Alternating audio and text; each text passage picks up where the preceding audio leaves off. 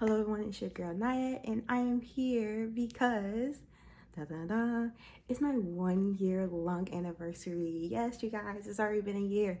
Yay! Now, I know most of my subscribers that came along during my journey preparing for my lung transplant, so I felt like it was much needed, obviously, to do a video on my 1 year checkup appointments and everything I had to do. I just got into Gainesville and I'm pretty much getting ready for my first appointment. I have a lot of appointments. Monday, I have one appointment Tuesday, and then I have one appointment on Wednesday. I feel good about these appointments. I haven't had anything serious happen during my 1 year, thank God, yay. I haven't had many doctor visits and anything. So far, in the past year of all my appointments, they mostly just been saying I need to lose weight, which I'm still working on. I'll probably do a video on that. But other than that, slowly my breathing function is going up.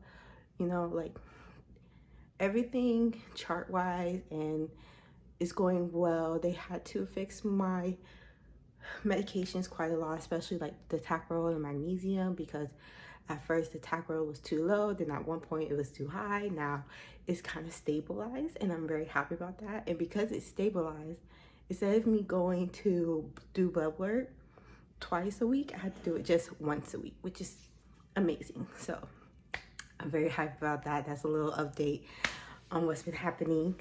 But other than that, I can't wait to take y'all along with me. I'll try my best to take y'all along with me, but it's just gonna be a very hectic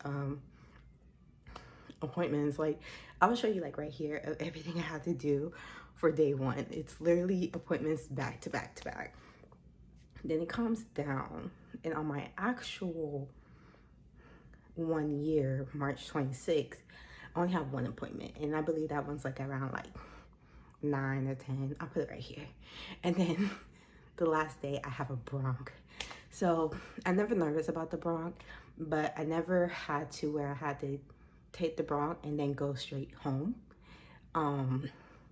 Usually I get the bronch like earlier, but this is like my last appointment, so we go home right after. So we're gonna see how I do after that. Probably just gonna be napping the whole appointment, but yeah. So thank you all for being part of my YouTube and my little journey.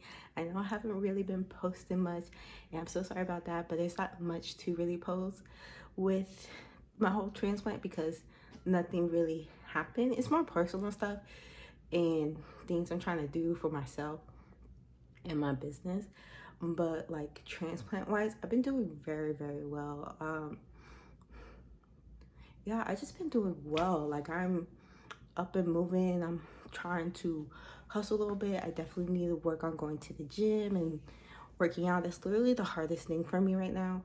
But other than that, like, I haven't had any bad illnesses. But then again, I've been going out a little bit more, especially with doing all these pop-ups, but nothing too serious. And I haven't been admitted to the hospital in a while, and the one time I did get admitted, it was just because of stomach issues that my medications can sometimes cause, and I got that a lot in the beginning, and it was just a matter of just getting rehydrated and like all that.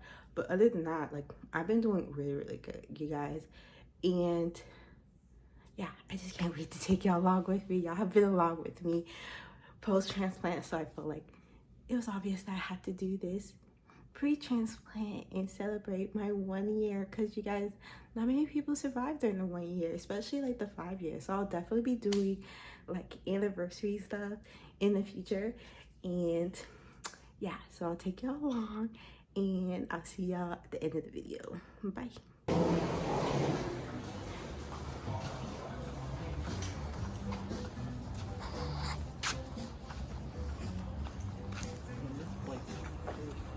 I know.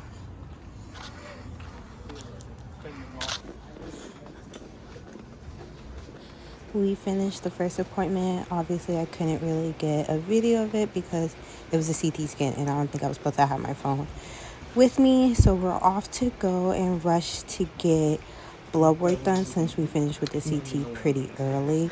Unfortunately, while I was waiting for blood work, I ran out of time, so I had to go to my next appointment, which was really important, the pulmonary function one. So I made sure I got to that one on time. I literally waited for my blood work for a good almost an hour because we got there like I forgot the time, but it was like 45 minutes, 50 minutes. We gave them enough time and they just kind of took forever. So I let the front desk people know and they were like, oh, you're about to be called like next. But it's already time to go to my pulmonary function test. So I made sure I got that done. And I'm going to show you pretty much me doing my, I guess you could say, spirometer test, which is the pulmonary function test. The highest I got was 1.72. The lowest was like 1.50 something. I wish I gotten higher than that. I've gotten higher than that in past tests, but I don't know. I was really slacking around this one. I tried my best, but I guess my best wasn't good enough. So that's pretty much what happened.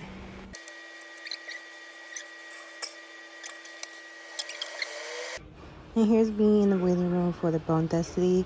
I couldn't do a picture or video because it wasn't allowed, but they pretty much scanned like my hip area when they did this. And the wait wasn't long. It was like 5 minutes, honestly. Yeah. Time to see the day nurses.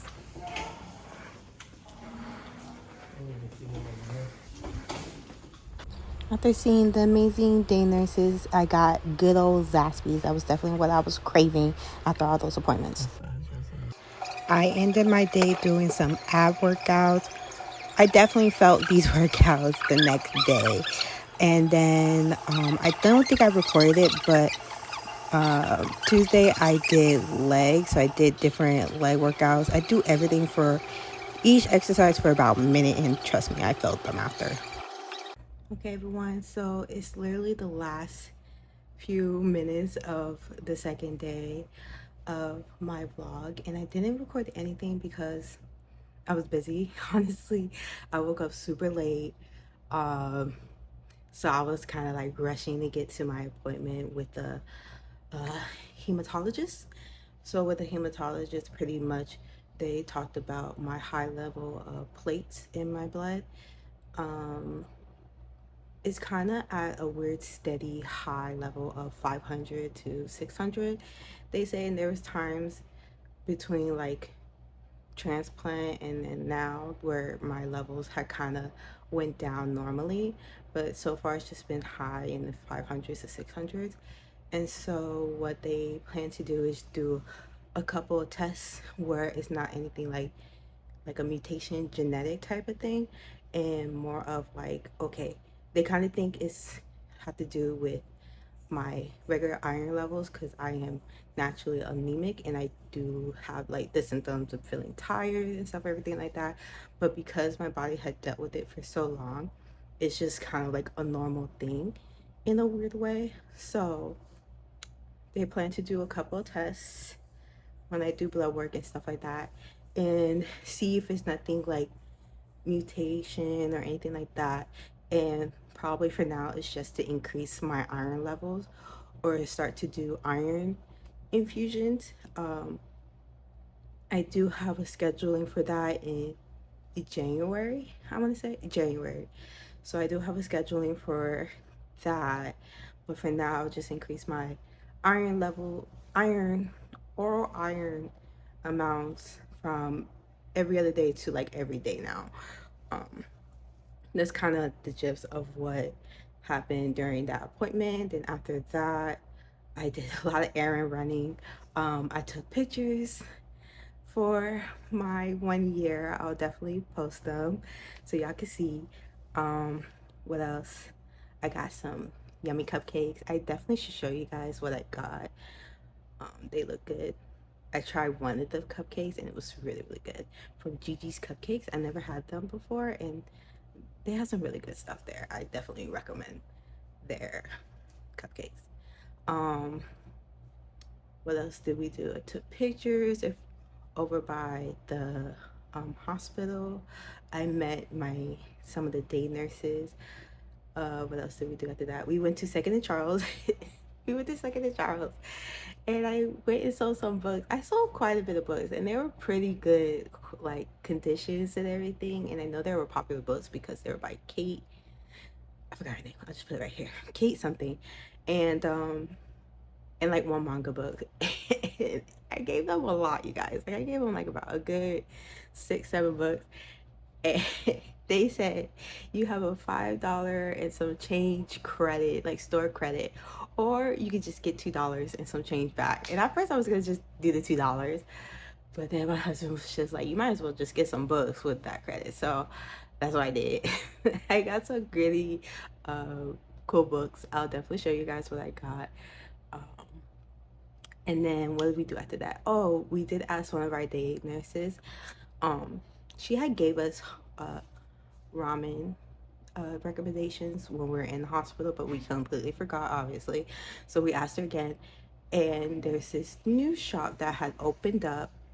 This new ramen shop that had opened up, Kenya Ramen. I did do a little shorts on it, and their food was really good, y'all. Their ramen was pretty good. I would say out of all the ramens that me and my husband had tried from different ramen places, we say it's like second best. The first one is Soka in Orlando, but Kenya Ramen was really, really good. And the vibes in the store was really nice. I liked it.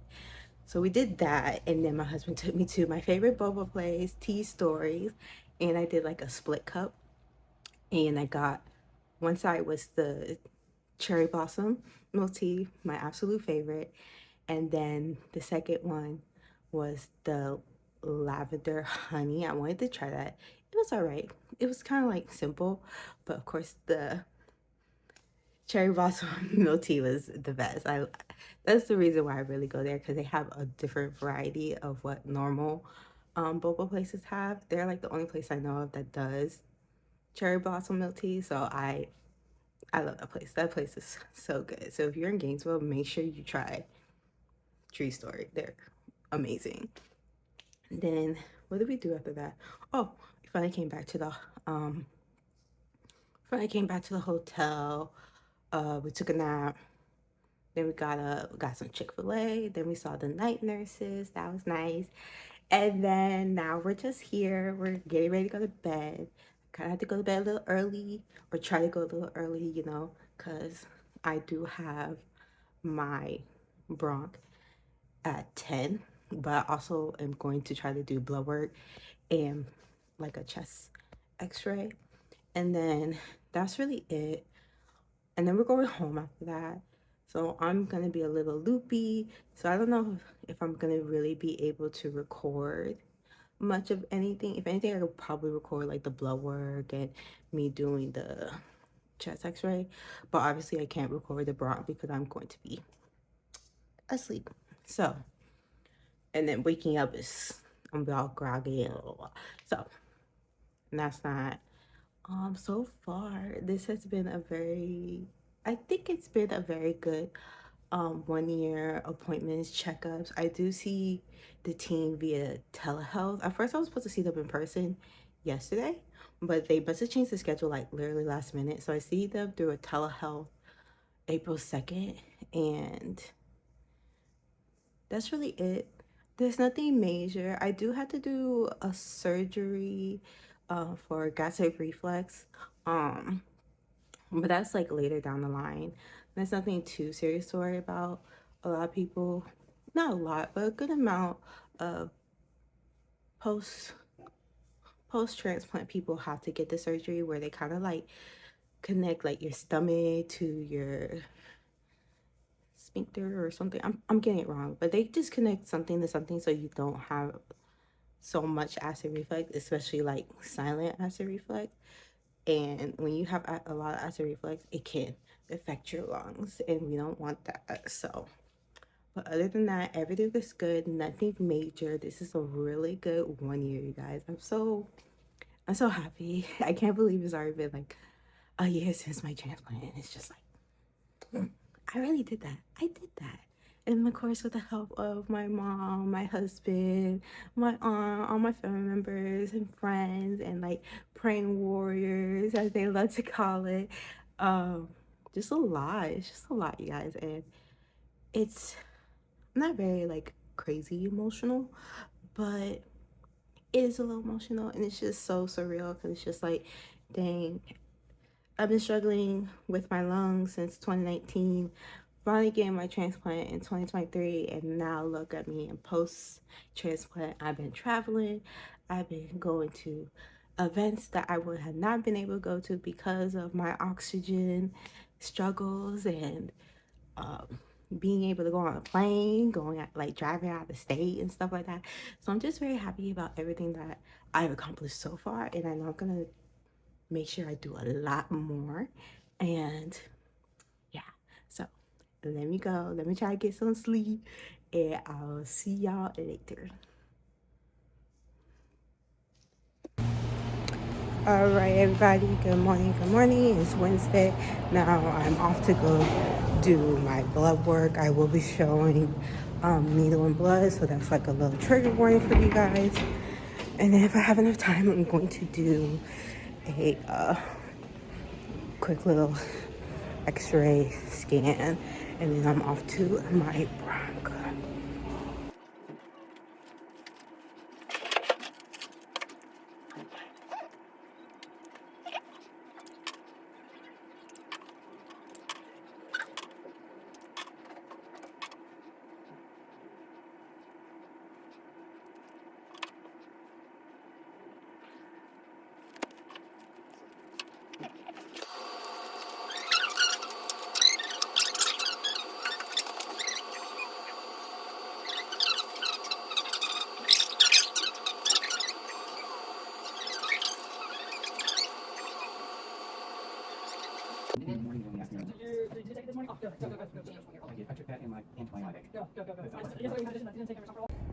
Hello everyone, I am back home.